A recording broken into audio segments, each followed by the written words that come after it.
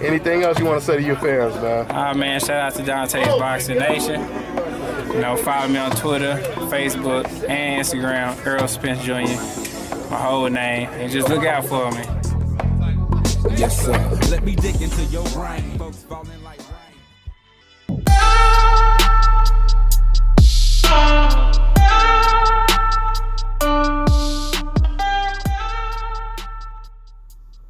Dante's Boxing Nation, what's going on, guys?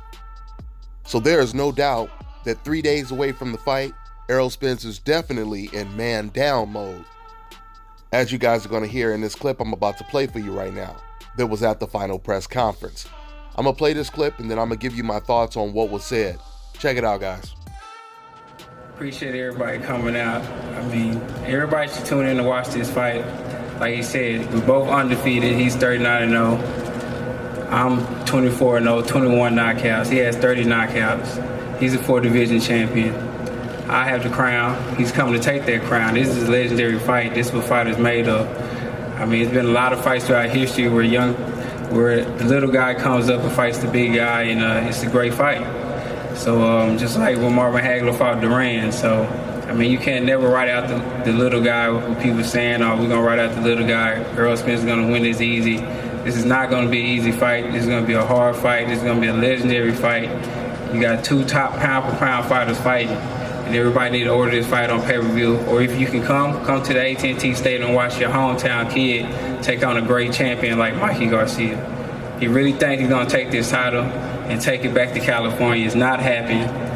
I feel like I am the best fighter in the world. I know I'm the best fighter in the world, and we're going to show it come Saturday night. You know, they've been real cocky, talking a lot of crap, him and his brothers. And we're going to put on a great show and a great performance. It will be a one-sided massacre, I promise you that. And I'm going to punish him. He's going to wish he took his brother's advice not to take this fight. Thank you. All right, guys. So you heard Errol Spence start off that piece saying that it's not going to be an easy fight. It's going to be a hard fight. But then he finishes that piece saying that it's going to be a one-sided fight and he is going to punish Mikey Garcia.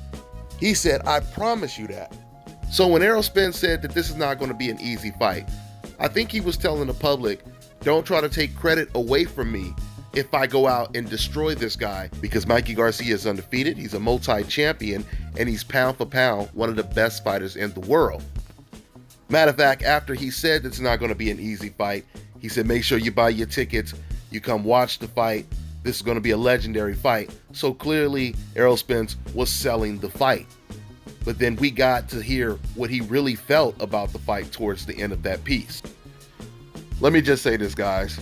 I've already told you, I truly believe that this is going to be a very difficult fight for Errol Spence for as long as it lasts. It'll be interesting to see how the first half of this fight plays out. I kind of feel like it's going to almost play out like Terrence Crawford versus Jose Benavidez, at least the first half, where you have a very competitive chess match. And then all of a sudden, Errol Spence takes over.